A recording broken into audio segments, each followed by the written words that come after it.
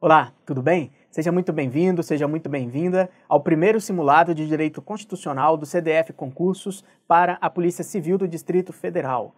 Neste simulado, veremos 10 questões que ilustram a forma como o CESP, atual SEBRASP, gosta de abordar o direito constitucional na área policial, em específico, pensando aqui na Polícia Civil do Distrito Federal. Sou o professor Rodrigo Bandeira, de Direito Constitucional aqui do CDF Concursos, e eu já aproveito para te pedir aí, para curtir esse vídeo, se você é grande para criar um material como esse daqui, e evidentemente se inscrever aqui no canal do CDF Concursos, se você ainda não for inscrito, para acompanhar conteúdos de qualidade como esse daqui, que eu tenho certeza que vão carimbar o seu nome aí na lista dos aprovados, Você que está insistindo em estudar há um tempo, se preparando para concursos de alto nível, conheça, navegue os nossos materiais com relação a PCDF aqui no caso, no link desse vídeo aqui, tem um link que você pode entrar nos nossos cursos, pacotes aí para a Polícia Civil do Distrito Federal e veja lá, é gratuito, aula 1, conteúdo, tanto no livro digital quanto as videoaulas da aula 1 são tudo gratuito aí para você testar.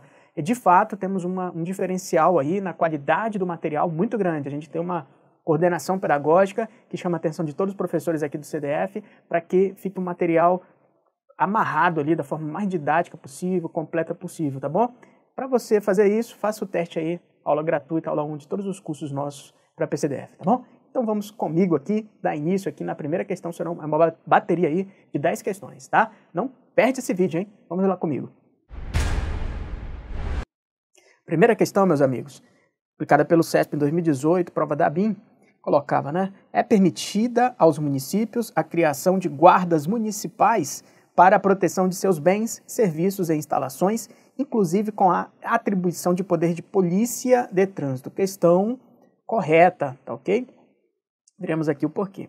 Bom, primeiramente, nós temos que compreender, e isso é muito comumente exigido em provas da área policial, quais são os órgãos de segurança pública do Estado brasileiro. Onde está isto? Está no caput do artigo 144 da Carta Constitucional. Segundo a jurisprudência do Supremo Tribunal Federal, a lista elencada no caput do artigo 144 da Carta Constitucional é uma lista exaustiva, ou seja, tanto em âmbito federal quanto em âmbito estadual, somente se consideram órgãos públicos de segurança pública os órgãos que estejam listados pelo artigo 144 da Carta Constitucional. Qualquer outro órgão que não esteja listado nesse dispositivo, não é considerado órgão de segurança pública. Percebe que município não possui órgão de segurança pública.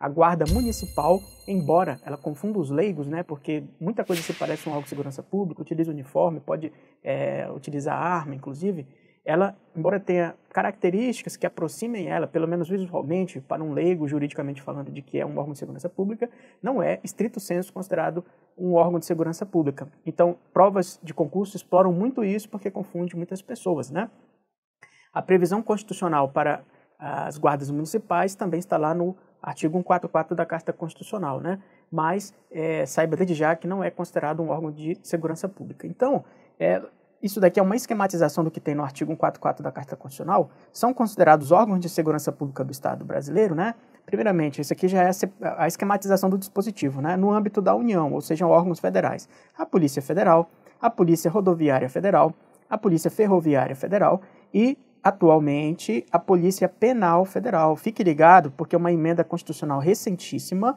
de 2019, a emenda constitucional 104 de 2019, criou as polícias penais, tá bom? Tanto no âmbito federal, quanto no âmbito do Distrito Federal, quanto no âmbito dos 26 estados da federação. Então, a Polícia Penal, ela muito recente, a previsão constitucional da sua instituição, tanto em âmbito federal, quanto em âmbito distrital, quanto no âmbito dos estados, e elas ainda estão em criação. A maioria dos entes federativos ainda não criou. Na verdade, quase nenhum criou. Eu ainda não tomei ciência de nenhum que criou com essa nomenclatura. O que acontece? Essa polícia penal, a finalidade dela, a principal finalidade institucional, é fazer ali o trabalho de segurança pública nos estabelecimentos, nas instituições e estabelecimentos, onde os condenados da justiça penal cumprem as suas penas, os estabelecimentos prisionais. Então, essa missão, Ou seja, é um preso que está cumprindo uma pena estabelecida pelo Estado em um estabelecimento prisional. Essa missão, ela é muito específica, né? E, na verdade, até essa emenda constitucional aqui criar a Polícia Penal, cada ente federativo, seja os estados ou seja a União, eles, na verdade, faziam, digamos, malabarismos institucionais para criar alguns tipos de instituições que lidassem com essa missão aí. Alguns estados colocavam efetivos da Polícia Militar para essa missão, e lembrando que o principal papel da Polícia Militar não é bem esse, né? O principal papel da Polícia Militar é o policiamento ostensivo, né?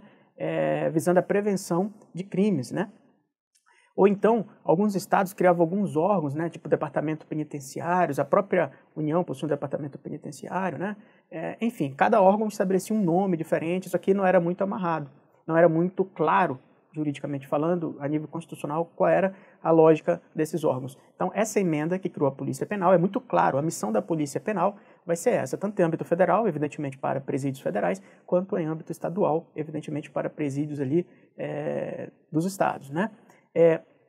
O que acontece? A própria emenda constitucional que criou, que inseriu, né, a Polícia Penal como um dos órgãos de segurança pública do Estado brasileiro, lá no caput do artigo 144, essa emenda estabeleceu que, para a criação das polícias penais, né, pode ser revertido pessoal desses órgãos que, igual eu falei anteriormente, tanto a União quanto os estados possuíam, com outras nomenclaturas, né, pode então se aproveitar desse pessoal que já estava nesses órgãos, ou então, mediante concurso público, então já fique ligado, porque vai vir uma sequência de concursos públicos aí, afinal de contas são 26 estados, né, o Distrito Federal e também a União, que vão ter que criar esses órgãos e mobiliar de pessoal para que eles possam dar ênfase à sua missão institucional, tá bom? Então fique ligado, foi criado aí, emenda final de 2019, muito recente, ainda não vi ainda nenhum concurso cobrar isso nesse exato momento, né? Estamos em abril de 2020, cobrar uma questão sobre isso, mas é óbvio, as bancas adoram novidade, pode estar na sua prova, tá bom? Então, como eu falava antes, no âmbito da União, órgão de segurança pública inclui a Polícia Penal Federal. Já no âmbito dos estados e do Distrito Federal, então, órgãos de segurança pública são Polícia Civil, Polícia Militar, Corpo de Bombeiro Militar, Polícia Penal Estadual, olha só, Polícia Penal Estadual, essa é a novidade, e Polícia Penal Distrital. Evidentemente, a Distrital está no âmbito do Distrito Federal e a Polícia Penal Estadual está no âmbito dos 26 estados da Federação, tá bom? Bom, então, especificamente sobre as guardas municipais, a previsão constitucional está no artigo 144, no seu parágrafo 8º, que diz: os municípios poderão constituir guardas municipais destinadas. Então, a destinação das guardas municipais se resume a estas daqui: proteção de seus bens, ou seja, proteção dos bens do município, serviços do município e instalações do município, conforme dispuser a lei, tá? E aí, a questão ela abordou uma outra questão, um outro aspecto sobre as guardas municipais que encontra-se lá na jurisprudência do Supremo Tribunal Federal, no âmbito deste julgado aqui, por exemplo, ok? Olha só o que disse o Supremo quando essa situação foi levada ao Supremo Tribunal Federal.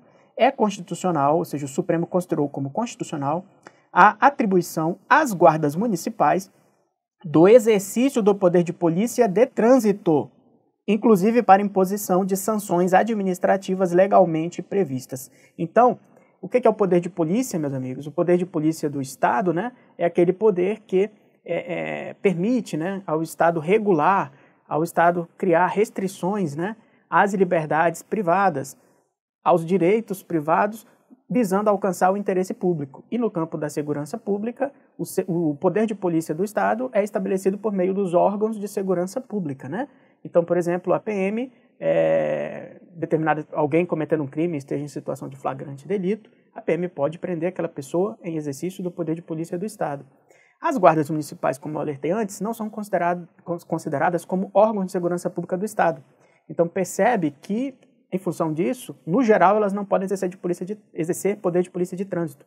Só que essa questão foi levada ao Supremo, né? Evidentemente, tem município que atribui poder de polícia especificamente para fiscalizar ali o trânsito, né, as suas guardas municipais, inclusive com poder de multa. E, evidentemente, a defesa de quem foi afetado por isso judicializou essa situação. E o Supremo já criou jurisprudência, então, legitimando o exercício de poder de polícia, em específico no trânsito para as guardas municipais, inclusive gerando a possibilidade das guardas municipais aplicarem multas de trânsito. Fique ligado, isso cai em prova, foi o que caiu aqui nessa questão, tá bom? É uma exceção constitucional baseada em jurisprudência do STF. Questão número 2. A Força Nacional de Segurança Pública, a Polícia Federal e a Polícia Rodoviária Federal são órgãos destinados ao exercício da segurança pública no Brasil. Lembra que eu falei há pouco? O que mais cai são questões que exploram aquele rol taxativo do artigo 144 da Carta Constitucional que elenca os órgãos de segurança pública no Brasil e fazer pegadinha em cima disso. Mais uma questão aqui sobre isso. Questão errada, porque a Força Nacional de Segurança Pública não está lá na lista exaustiva dos órgãos de segurança pública do Estado brasileiro, tá bom? Questão errada. Então, mais uma vez, aquele esquema que eu coloquei há pouco, quais são os órgãos de segurança pública, né? Evidentemente, eu não vou falar de novo aqui para não ficar repetitivo, mas evidentemente a Força Nacional de Segurança Pública não se encontra no rol taxativo do artigo 144 da Carta Constitucional. Meus amigos, esse esquema aqui ele faz referência, dá uma olhada na Constituição, ao caput do artigo 144, tá ok? Olha só, então, vamos ver o que é a Força Nacional de Segurança Pública. Ela tem previsão na Lei 11.473 de 2007. Basicamente, a Força Nacional de Segurança Pública ela decorre de cooperação federativa no âmbito da segurança pública. O que isso quer dizer? O Estado brasileiro adota como forma de Estado a federação, né? A nossa federação é integrada pela União, por 26 estados, pelo Distrito Federal e por atuais 5.570 municípios, né? Esses entes federativos integram a Federação Brasileira e todos são autônomos entre si, né?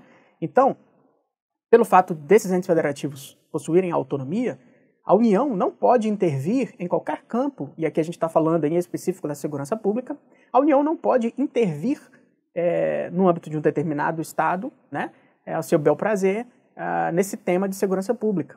Isso, dentre as competências que os Estados possuem, a União não pode invadir, e essas competências são definidas pela Carta Constitucional. Ok. Então, em função, como existem, né, vários crimes que são complexos e que a atividade criminosa não respeita território, não é isso? Não respeita território de determinado estado, de município, e o crime, como também tem por trás, não deixa de ser uma atividade econômica, embora ilegal, né? Evidentemente cria redes complexas de interligação que extrapolam o território de um determinado estado, né? A Polícia Civil ali que investiga, por exemplo, especialmente o crime de drogas, vários tipos de crimes mais complexos, eles possuem base e atuação em todo o território nacional.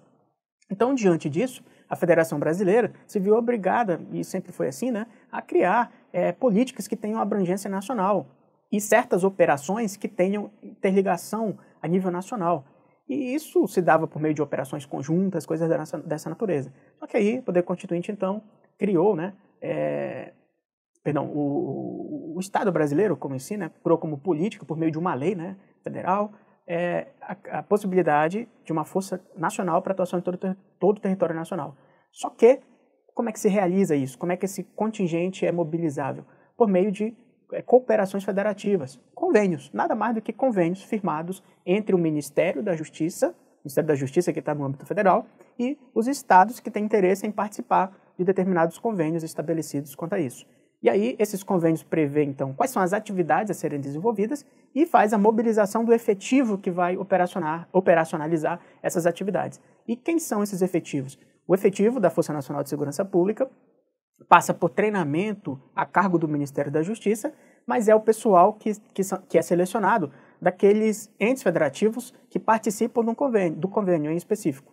O pessoal dos órgãos de segurança pública, né, envolvidos ali, dos entes federativos envolvidos nesses convênios. Tanto pode ser, então, órgãos de segurança pública estaduais quanto federais. Então, em determinada contingentes da Força Nacional de Segurança Pública podem ter efetivos, né, tanto da Polícia Federal, da Polícia Rodoviária Federal, assim como das polícias civis, da Polícia Militar, né? Então, esse pessoal, ele participa da Força Nacional de Segurança Pública, utiliza o uniforme da Força Nacional de Segurança Pública, mas percebe que a Força Nacional de Segurança Pública, então, é um convênio federativo. Mas esse pessoal não perde o seu vínculo original com a sua instituição de origem. Então, determinado policial militar, por exemplo, que esteja temporariamente, né, constando ali no contingente da Força Nacional de Segurança Pública, né, dentro do contexto de um determinado convênio do seu estado com o Ministério da Justiça, ele está ali a cargo da Força Nacional de Segurança Pública, né? Mas ele não perde seu vínculo originário com a Polícia Militar, do qual ele integra os quadros, tá bom? Então essa é a lógica. Então aqui, colocando isso nesse esquema, olha só, prosseguindo aqui, então decorrendo dessa lei, a Força Nacional de Segurança Pública, né, decorre de convênios entre a União, os Estados e o Distrito Federal para executar atividades e serviços relacionados à segurança pública. Quais são essas atividades, né? Operações conjuntas, né, entre esses órgãos de segurança pública que estão conveniados, transferências de recursos, aqui estamos falando de recursos tanto financeiros quanto materiais, né, viaturas, armamentos, munições, por aí vai. Desenvolvimento de atividades de capacitação, estamos falando de treinamento, né, e qualificação de profissionais, tudo isso no âmbito da Força Nacional de Segurança Pública. E, como eu falei antes, o contingente mobilizável, né, à Força Nacional de Segurança Pública são servidores, aqui a gente está falando, por exemplo, da Polícia Civil, né, Polícia Rodoviária Federal, por exemplo, e militares dos órgãos de segurança pública integrantes do convênio firmado que ficam sob coordenação do Ministério da Justiça e não deixam de integrar, né, o quadro funcional dos seus respectivos órgãos. Então, meus amigos, essa é uma síntese muito boa para você nunca mais esquecer o que é, juridicamente falando, a Força Nacional de Segurança Pública e evitar cair em pegadinhas de prova por aí, tá bom? Com isso, você vai pro 10 ali para a prova. Vamos lá. Questão número 3. Os servidores públicos, sejam eles civis ou militares, possuem direito à greve. Opa, erro violento aqui. Os militares não possuem, melhor dizendo, os militares possuem vedação absoluta ao direito de greve, segundo a jurisprudência do Supremo Tribunal Federal. Então essa questão é errada, tá? Veremos aqui, então, o julgado do Supremo Tribunal Federal, que considerou impossibilidade absoluta ao direito de greve das carreiras policiais. Vamos lá. Eu coloquei esse julgado aqui, inclusive ele está constando no nosso livro digital de Direito Constitucional, das aulas voltadas para a segurança pública. PCDF, pessoal da PCDF, dá uma olhada no link aqui, você vai cair lá no link da página de cursos do CDF com cursos para a PCDF, tá bom? Veja lá, aula 1 do nosso curso, vai estar lá a nossa aula que esgota o tema da segurança pública. Olha, não é por nada não, sou suspeito, mas no mercado você não vai encontrar uma aula que esgotou o tema da segurança pública a nível constitucional. Faz o teste, vai lá, vê, baixa o livro digital e assiste gratuitamente as videoaulas referente à segurança pública, que é a aula 1 do nosso curso de Direito Constitucional. A partir da aula 2, a gente já começa a entrar no campo dos direitos e garantias fundamentais da Carta Constitucional. Na aula 1, gratuito, você vê lá, esgota tudo de segurança pública. E esse julgado eu tirei lá do livro digital nosso, que está muito completo, não foge nada ali. Olha só, a atividade policial, segundo o Supremo, é carreira de Estado imprescindível à manutenção da normalidade democrática, sendo impossível sua complementação ou substituição pela atividade privada. Traduzindo isso daqui, o Supremo está dizendo assim, olha, a missão que os órgãos de segurança pública exercem é muito importante, tanto a ordem democrática quanto a ordem interna do país, e existe vedação para os particulares, ou seja, exemplo, empresas privadas de segurança privada, cumprirem essa missão. Logo, se os órgãos de segurança pública, os servidores puderem fazer greve, vai ficar a esmo. Não vai existir o serviço de segurança pública. Então, esse conflito, né, é ele que teria que ser resolvido. Então, quem que vai, né? É aquela coisa que a gente vê aí recentemente, né, alguns anos atrás, né, existiram algumas greves de órgãos de segurança pública a nível do Brasil e é sempre muito crítico, né, quando isso ocorre. E aí não tem policiamento ostensivo nas ruas, começa a ocorrer saques, né, aquela história toda. Então, é algo muito crítico. Prosseguindo. A carreira policial é o braço armado do Estado, responsável pela garantia da segurança interna, pela ordem pública e paz social. E o Estado não faz greve. O Estado em si não faz greve. O Estado em greve é anárquico. Ou seja, o Estado em greve é anárquico. A Constituição Federal não permite. Aparente colisão de direitos. Quais são os direitos? O direito fundamental dos integrantes dos órgãos de segurança pública, né? O direito fundamental à greve, né? E o interesse público, né? E inclusive o direito fundamental das pessoas como um todo, a segurança das suas próprias vidas e patrimônio. Então está chocando esse interesse público com o interesse individual, a greve dos integrantes dos órgãos de segurança pública. Então, devido a esse conflito, o Supremo disse que tem prevalência o interesse público e social na manutenção da segurança interna, da ordem pública e da paz social, sobre o interesse individual de determinada categoria de servidores públicos. Ele está considerando aqui como servidores públicos os integrantes, por exemplo, das carreiras policiais, Polícia Civil em particular, Polícia Federal, Polícia Rodoviária Federal, tá?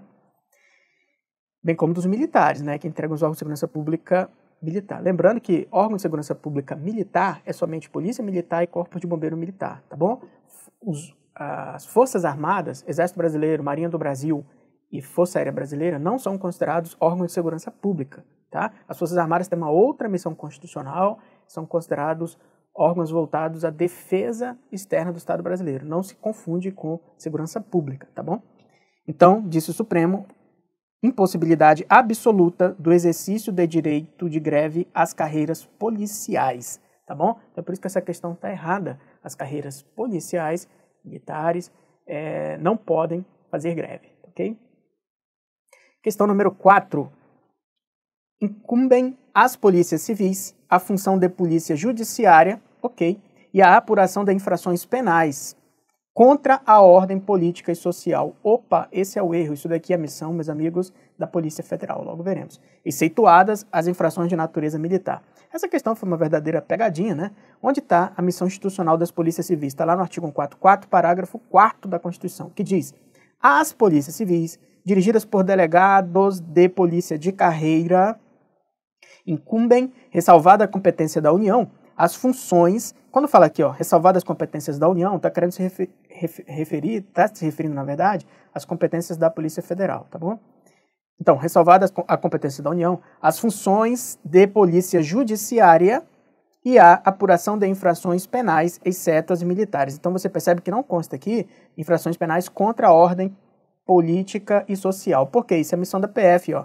Tá lá, dá uma olhadinha no artigo 144 da Carta Constitucional, parágrafo 1º, inciso 1. Você vai ver lá que dentre as missões da Polícia Federal está a de apurar infrações penais contra a ordem política e social. Pegadinha de prova, né? Braba aqui, questão errada. Então fique ligado nisso. Olha, concurso para a área de segurança pública, você tem que saber de cor e salteado, como se diz no popular, o artigo 144 da Carta Constitucional e os seus 10 parágrafos, tá bom? O artigo 144 lista os órgãos de segurança pública do Estado brasileiro e os seus 10 parágrafos listam as incumbências, as competências institucionais dos órgãos de segurança pública do Estado brasileiro, e como fala ali, por exemplo, no parágrafo 8º, sobre as guardas municipais, como já vimos numa questão anterior, tá bom? Prosseguindo aqui. Questão número 5. A liberdade de reunião, direito fundamental aqui, e o direito à livre manifestação do pensamento, ou seja, falou de 2 direitos fundamentais aqui, excluem a possibilidade de pessoas se reunirem em espaços públicos para protestar em favor da legalização do uso e da comercialização de drogas no país. Essa questão é errada e logo veremos o porquê. O erro dela não está necessariamente sobre a liberdade de reunião, mas sim em cima do direito à livre manifestação do pensamento, conforme o entendimento da jurisprudência do Supremo Tribunal Federal, numa situação de judicialização que ocorreu com relação à marcha da maconha, tá bom? Veremos aqui então agora. Então, como eu falei antes, a questão é errada, né? Olha só. Sobre o direito de reunião, está previsto no inciso 16 do artigo 5º da Carta Constitucional. Todos podem reunir-se pacificamente, sem armas, em locais abertos ao público, independentemente de autorização, desde que não frustrem outra reunião anteriormente convocada para o mesmo local. Isso aqui é para evitar confusão, né? Todo mundo vai se reunir, já tinha uma reunião ali, vai gerar aquela confusão. Então a Constituição fala, ó, pode se reunir livremente, sem armas, fins pacíficos, desde que não frustrem reunião já anteriormente convocada, né? Para evitar gerar confusão ali no local. Sendo apenas exigido o prévio aviso à autoridade competente, ou seja, somente avisar previamente a autoridade competente, até para que a autoridade competente do Estado possa avaliar, esse evento aqui que estão informando vai ser um evento de grande magnitude, né? Muitas pessoas, pode dar confusão, briga. Então, como os órgãos de segurança pública do Estado brasileiro têm que zelar pela segurança das pessoas, é por isso que você vê lá a Polícia Militar, Corpo de Bombeiro Militar, né? Nesses eventos públicos de grande magnitude. Por quê? Embora muitas vezes sejam eventos privados, às vezes não, só que existe aglomeração de pessoas ali, pode gerar roubos, vários problemas, né? Confusões, brigas. Então o Estado tem a obrigação de garantir a segurança individual das pessoas. É um direito fundamental. A segurança é um direito fundamental. E o Serviço Público de Segurança Pública visa dar efetividade ao direito fundamental, à nossa integridade física, né? À nossa saúde, ao nosso direito de vida. Então é por isso que essas reuniões pacíficas têm que ter o prévio aviso à autoridade competente para que seja avaliada essa necessidade de fornecer serviço de segurança pública para o evento em si, tá bom? Agora percebe, esse aviso prévio é apenas para comunicar. Não depende de uma autorização para que o evento ocorra, tá? Então, reunião para fins pacíficos, o Estado não precisa autorizar, ele tem apenas que ser comunicado até para ele analisar se é o caso, fazer ali uma segurança e evitar problemas de segurança pública a quem esteja no evento, tá bom? Agora, o erro da questão, como eu falei, está sobre a questão da manifestação do pensamento, segundo a jurisprudência do Supremo Tribunal Federal, com relação à legalização do uso de drogas. Logo veremos aqui. Então, esse direito fundamental está lá no inciso 4 do artigo 5º da CF, diz, é livre a manifestação do pensamento, sendo vedado o anonimato. Então, a pessoa pode livremente manifestar seu pensamento, agora não pode atuar de forma anônima. Por que não pode? Porque todos nós temos direito, por exemplo, a nossa imagem, né? Se alguém fizer alguma calúnia contra a minha pessoa, contra a sua, por exemplo, nós temos direito, por exemplo, ao direito de resposta, né? A exigir uma indenização pela difamação inadequada da nossa imagem, por aí vai. Se a pessoa se vale do anonimato, como é que a gente vai identificar, né? Então, por exemplo, se uma pessoa quer fazer, por exemplo, uma publicação num determinado jornal denegrindo a minha pessoa, se ela faz de forma anônima, eu não vou ter como identificar quem é o responsável por aquilo e exigir judicialmente, né, a reparação desse dano à minha imagem, por exemplo. Então é por isso que a Constituição veda o anonimato, tá bom?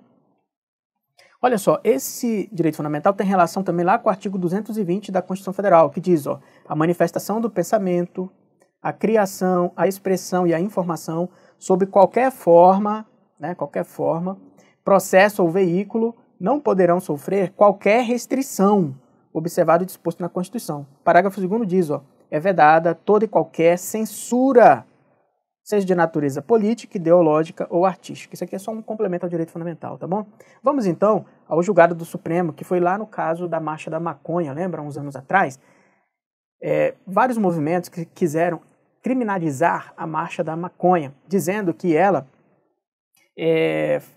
se tratava, né, de apologia de fato criminoso, ou de autor de crime, né? Fazer publicamente apologia é tipificado como crime no artigo 287 do Código Penal, tá? Então, usando essa fundamentação jurídica, queriam, né, criminalizar a Marcha da Maconha. E essa situação, evidentemente, foi esbarrar lá no Supremo Tribunal Federal, porque estão envolvidos aqui direitos fundamentais, em específico o direito fundamental à livre manifestação do pensamento. E olha só, o julgado do Supremo, ele é didático. E é por isso que, inclusive, esse julgado está no nosso livro digital, quando a gente está estudando esse dispositivo da Carta Constitucional, na segunda aula referente aos direitos fundamentais, tá bom? Coloquei aqui, então.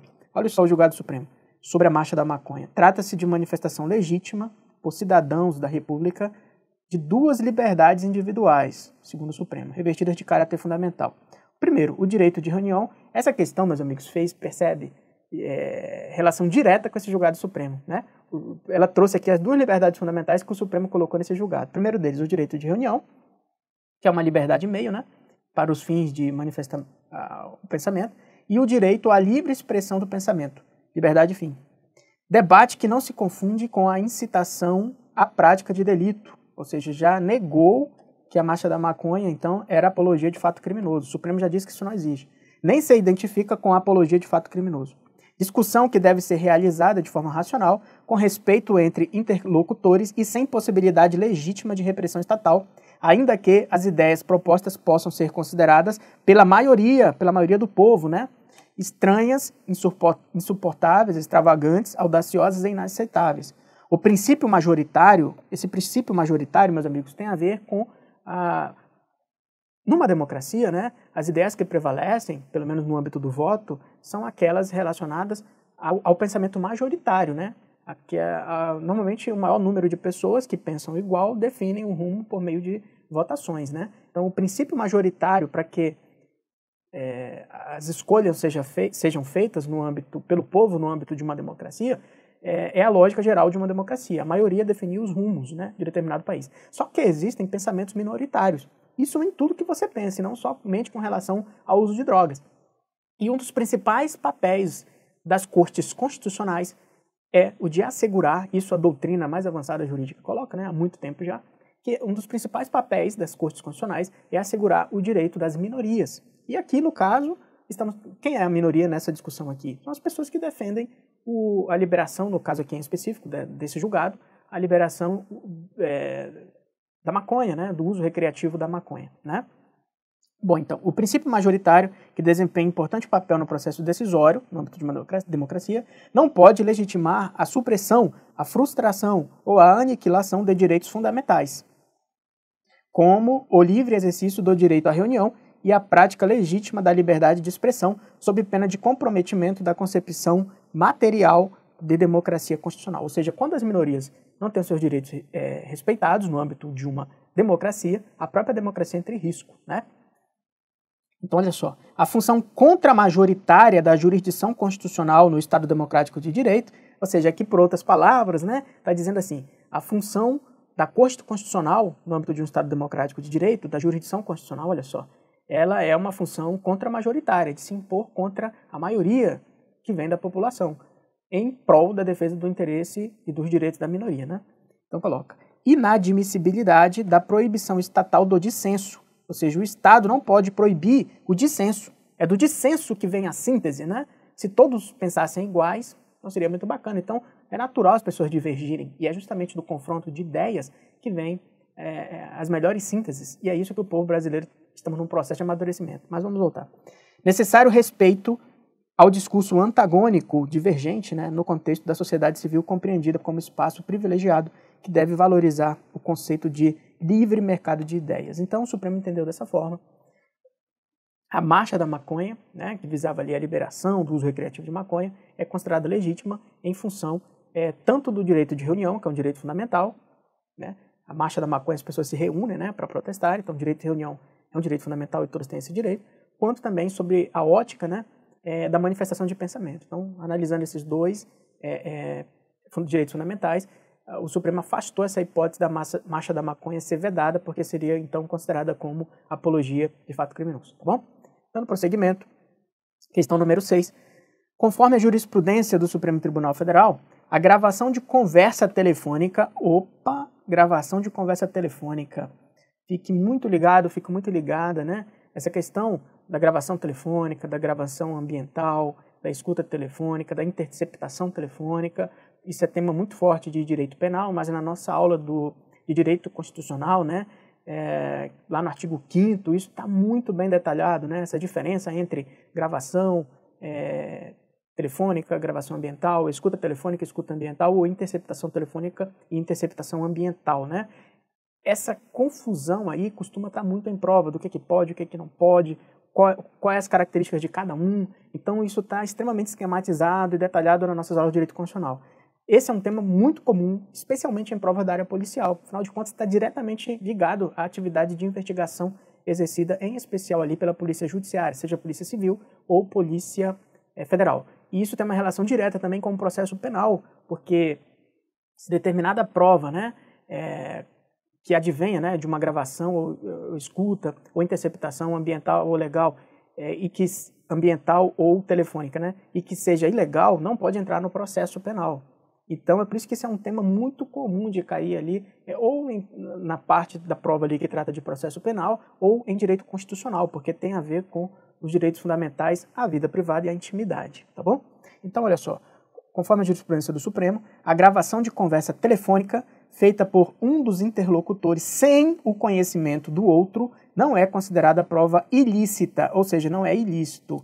Meus amigos, na prova, muito cuidado, porque só esse izinho modifica tudo, né? Esse i aqui vem lá de negação, é não, né? Ou seja, quando fala prova ilícita, quer dizer prova não lícita, né? Ou ilegal, tá bom? Prova não lícita, né? Então, muito ligado. Então, prosseguindo, sem o conhecimento do outro não é considerada prova ilícita, ou seja, não é considerada prova ilegal, desde que ausente causa legal específica do sigilo. Questão correta, tá bom? Isso decorre, né, de jurisprudência do Supremo a esse respeito. Olha só, segundo o Supremo Tribunal Federal, né, nesse julgado, por exemplo, consta isso, a gravação de conversa telefônica feita por um dos interlocutores sem conhecimento do outro, quando ausente causa legal, ou seja, vindo de lei, né, de sigilo ou de reserva de conversação, não é considerado prova ilícita. A questão basicamente pescou aqui desse julgado e vários julgados do Supremo repetem coisas nessa natureza.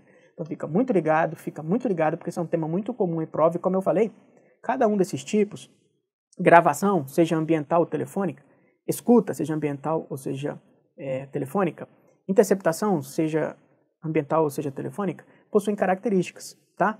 Ora é um terceiro gravando, com autorização de algum dos interlocutores da comunicação, ora é um próprio interlocutor da conversa gravando, né? Quando é um próprio interlocutor da conversa gravando, estamos falando aqui de gravação. Quando é um terceiro com conhecimento de um ou de outro, estamos falando de conhecimento de que estaria sendo gravado, estamos falando de escuta. E a interceptação é quando nenhum dos interlocutores tem conhecimento de que a gravação está sendo feita.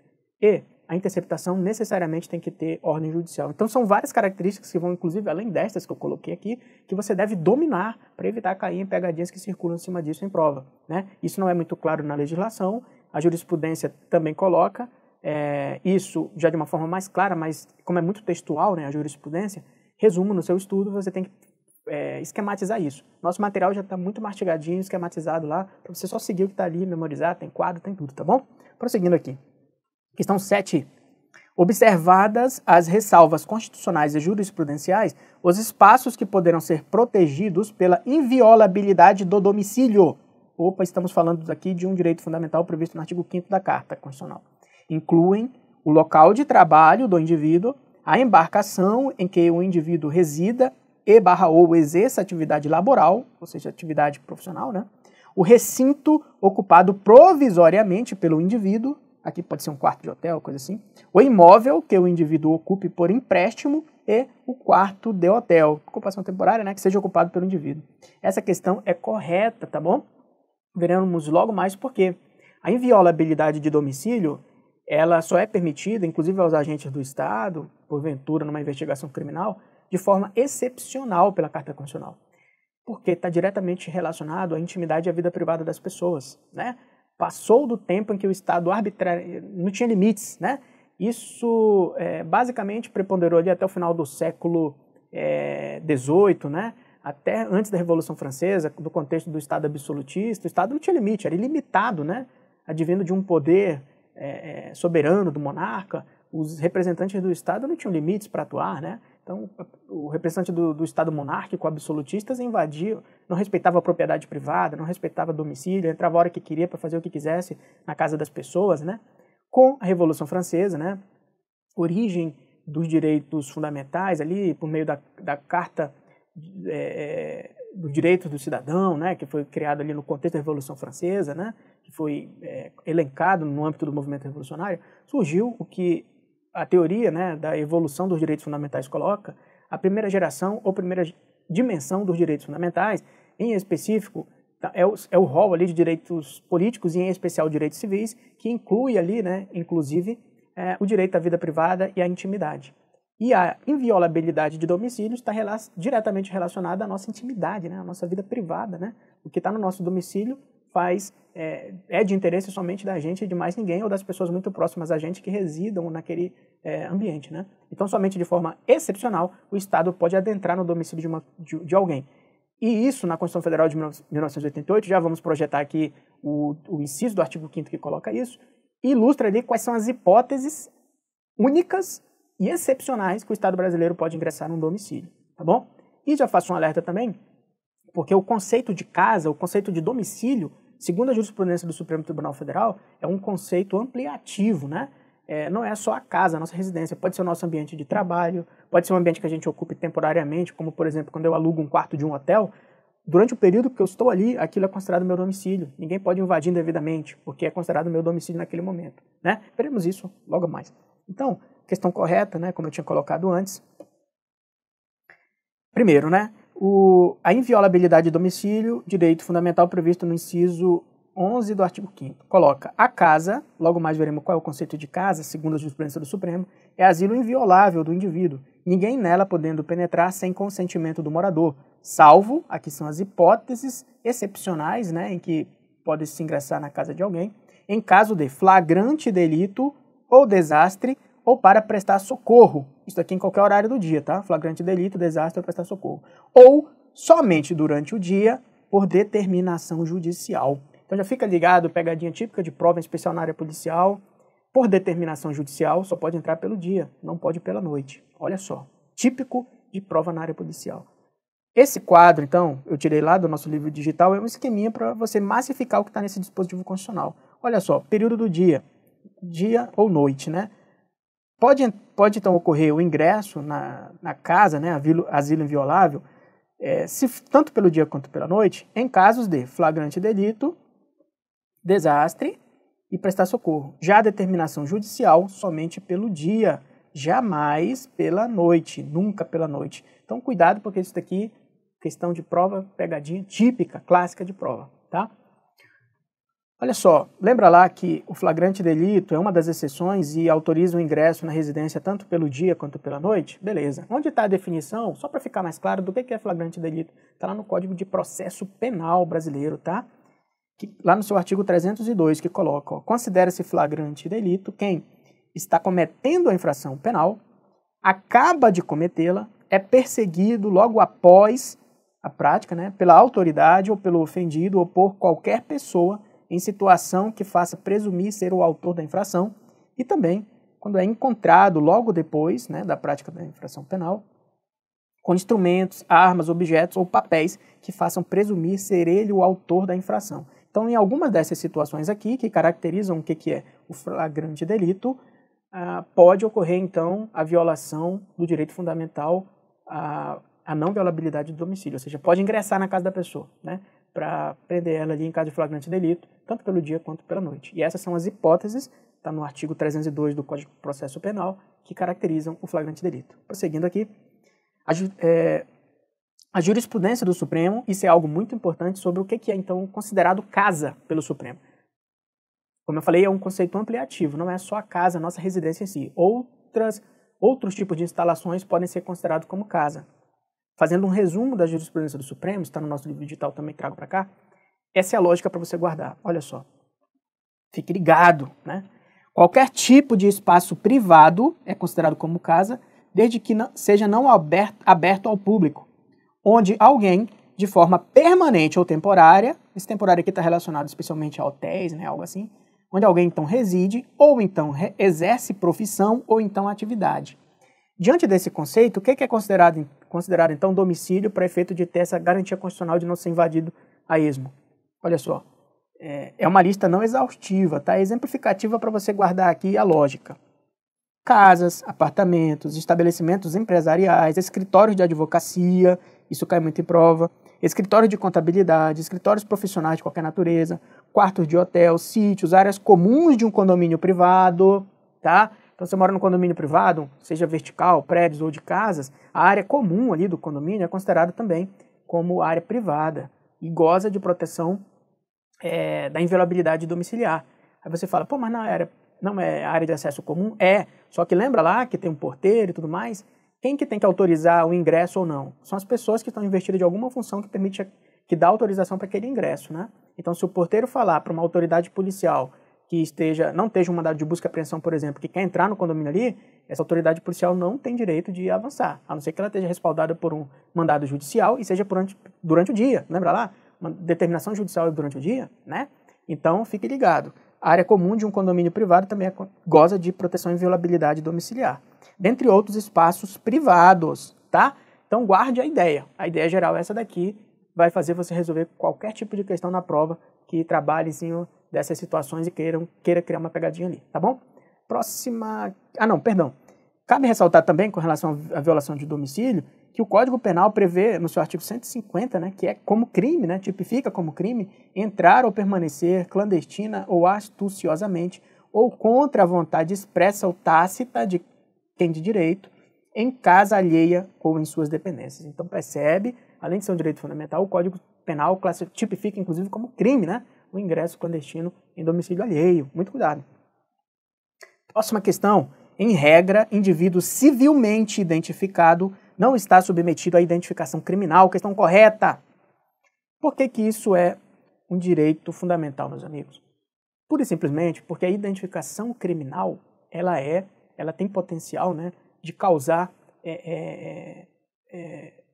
danos à imagem da pessoa, né? De causar, uma palavra boa para isso, seria prejudicar a imagem da pessoa, né? Ou causar constrangimentos. Pronto, a melhor palavra é essa, constrangimentos indevidos, né? Imagine você que está no... porque assim, a gente quando fala dessas garantias contra o poder de polícia estatal, a gente sempre costuma pensar naquele cara que praticou um ato criminoso muito explicitamente, foi pego com a mão na massa ali, né? Cometeu um crime altamente repugnável, né? Beleza, só que existem situações em que existe a dúvida, meus amigos. E nessa situação pode estar eu, pode estar você, a polícia pode vir em cima da gente, em atividade investigativa. Nós gozamos então de direitos fundamentais protetivos para evitar o abuso da autoridade policial. Por quê? Porque no Brasil a gente tem essa cultura, não só no Brasil, mas no mundo todo, que quando a pessoa é investigada, basta ela estar sendo investigada. Todo mundo já taxa como criminoso, né? Ninguém saiu no jornal, saiu no noticiário, o povo soube que alguém está sob investigação criminal, no imaginário popular a pessoa já é criminosa. Agora, do ponto de vista jurídico formal, essa pessoa só pode ser considerada criminosa depois que ocorrer um processo, né? Primeiro investigação policial, normalmente, depois o Ministério Público analisa a situação, faz ou não a denúncia ao Poder Judiciário, por fim o Judiciário julga e condena ou absolve a pessoa. Então percebe que, gozando da ampla defesa do contraditório, a pessoa pode provar que ela não, às vezes não tem nada a ver com aquilo, né?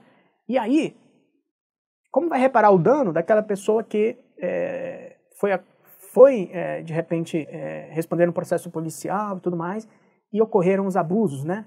Foi divulgado amplamente, né? Enfim, fica difícil. Como eu falei, a população em geral entende que a pessoa já é condenada ali. Ninguém acompanha depois para ver se ela foi absolvida ou não. Então é por isso que existem, né, essas garantias fundamentais para evitar o abuso da atividade policial na fase investigativa, né?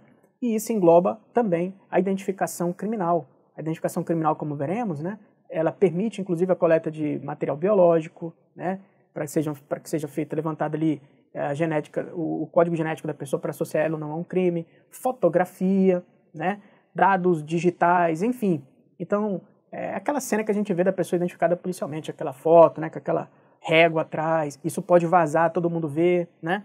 Então, tem que ter muito cuidado com isso, é muito frágil isso, né? Quantas pessoas que, numa situação dessa, de forma injusta, por exemplo, né, isso vaze, gera um constrangimento enorme. Tem pessoas que, de repente, podem vir a cometer um suicídio porque não aguenta essa vergonha alheia, quando ela é injustiçada. Percebe, então, né? Então, é muito sensível isso, a gente tem que pensar dessa forma. Não pode ter pensamento 8 ou 80, no Brasil tem muito isso, né? Vamos lá. Então, em regra, o indivíduo civilmente identificado não está submetido à identificação criminal, isso é correto, é um direito fundamental, né? O civilmente identificado não será submetido à identificação criminal, salvo nas hipóteses previstas em lei, né? O que é, meus amigos, então, a identificação civil? A gente vai ver aqui, porque a Lei 12.037 de 2009, isso aqui é algo a mais, né? Ela, então, regulamenta esse dispositivo constitucional aqui, que trata da identificação criminal, então, do civilmente identificado. Essa lei, então, estabelece o que é, então, considerado identificação civil. É aquela identificação comum, são os nossos documentos do dia a dia. O que isso quer dizer, então?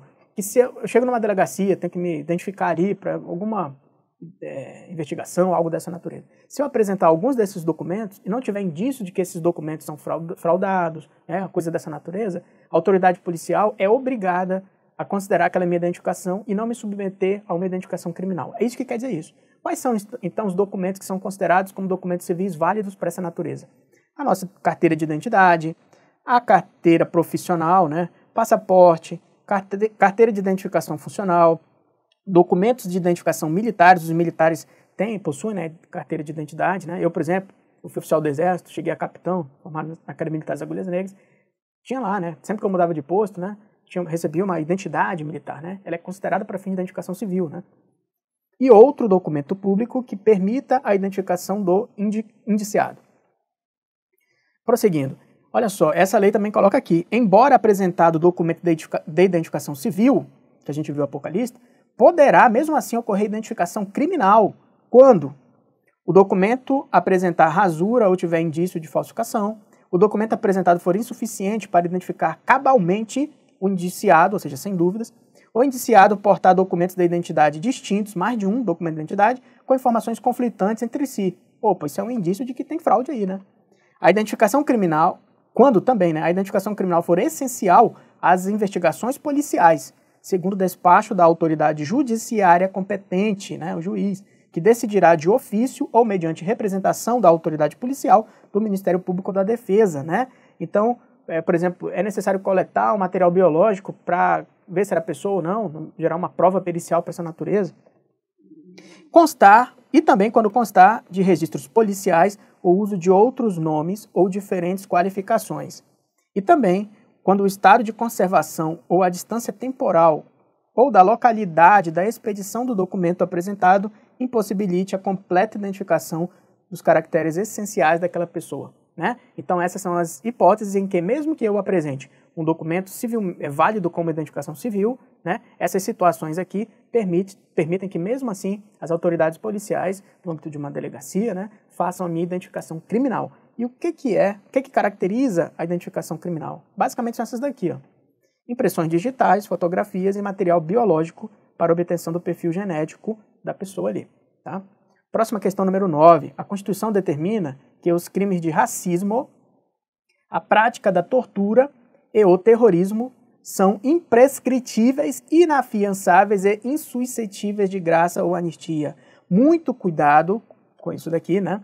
Porque a Constituição estabelece lá no artigo 5º esses crimes. Esses crimes são considerados tão graves, né? O racismo, o terrorismo, né? A ação de grupos armados, civis ou militares, contra a ordem civil, né? Contra a ordem democrática, são tão graves que a própria Constituição coloca que eles são, alguns, né? Inafiançáveis, imprescritíveis, né? Insuscetíveis de graça ou anistia. Só que onde está a pegadinha das bancas, né? Todos eles são inafiançáveis. Só que nem todos são imprescritíveis e insuscetíveis de graça ou anistia ao mesmo tempo, tá? Então, você tem que memorizar muito bem isso daqui. Tem um esqueminha, igual está no nosso livro digital, então faça o seu aí, né? A gente vai já projetar aqui, porque as bancas elas fazem confusão só sobre isso, né? Racismo é inafiançável, imprescritível, insuscetível de graça, né? O terrorismo também, a ação de grupos armados. Então é só essa jogada aí que você pode se embananar na prova. Tem que memorizar isso, fazer um mapa visual para memorizar. Olha só então. O racismo está nesse inciso do artigo 5º. Então é crime inafiançável e imprescritível, sujeito à pena de reclusão nos termos da lei. Outra pegadinha sobre o racismo é sobre a pena, tá? A pena aqui é reclusão, tá bom? Muito cuidado, reclusão. A banca faz pegadinha, às vezes, colocando detenção. E aí que está o erro. Pegadinha clássica. Então não é detenção, é reclusão, tá? Artigo 5º, esse outro inciso. A lei considerará crimes inafiançáveis e insuscetíveis de graça ou anistia a prática da tortura, o tráfico ilícito de entorpecentes e drogas afins, o terrorismo e os definidos como crimes hediondos. Por eles respondendo, os mandantes, quem mandou fazer esse crime, os executores, quem meteu a mão na massa, e quem podendo evitá-los se omitirem. Então, sobre os grupos armados, civis e militares, são crimes inafiançáveis e imprescritíveis, tá bom? Contra a ordem constitucional e o Estado democrático. Sobre isso daqui, algo interessante. Essas pessoas que vivem, né, exigindo, por exemplo, intervenção militar, tal, né? Percebe que a ação, olha só, a ação de grupos armados, civis ou militares, contra a ordem constitucional e contra o Estado Democrático de Direito é considerada a nível constitucional crime inafiançável, nem fiança tem, e imprescritível, nunca vai prescrever.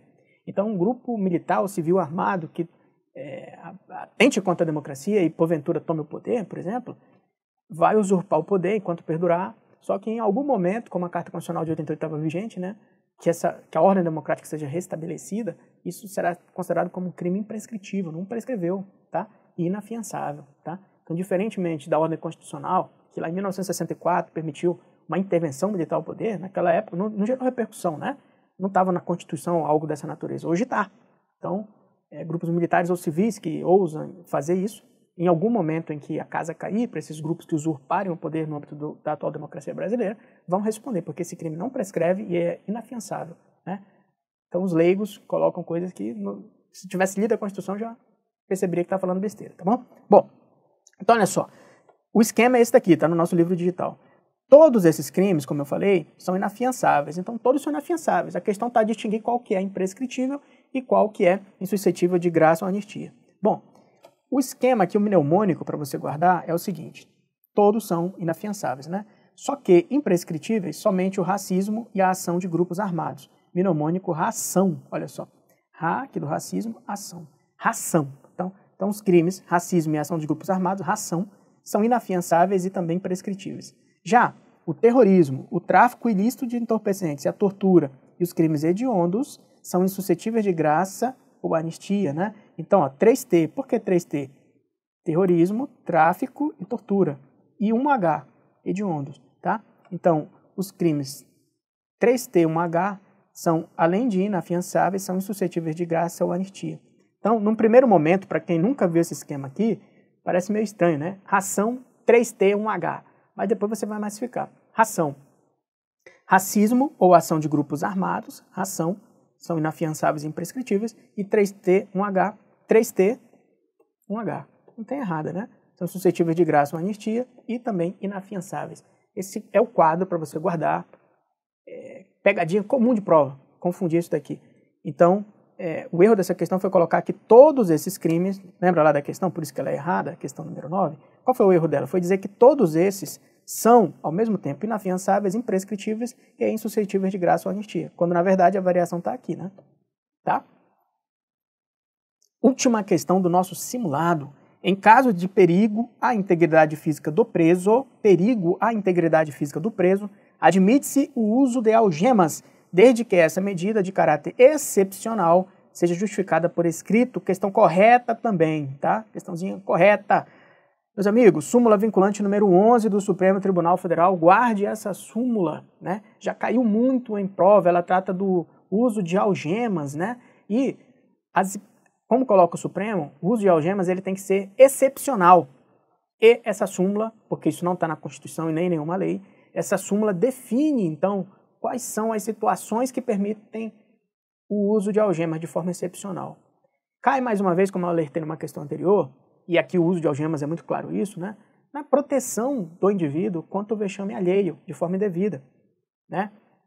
Então, se não tiver uma justificativa plausível para me algemar em uma autoridade policial, exemplo, eu não demonstro resistência, por exemplo, a força policial que está me conduzindo é muito superior à minha pessoa, não teria como eu agir, pôr em risco a vida do policial, nem de terceiros, nem a minha própria vida está em risco, não tem nada disso.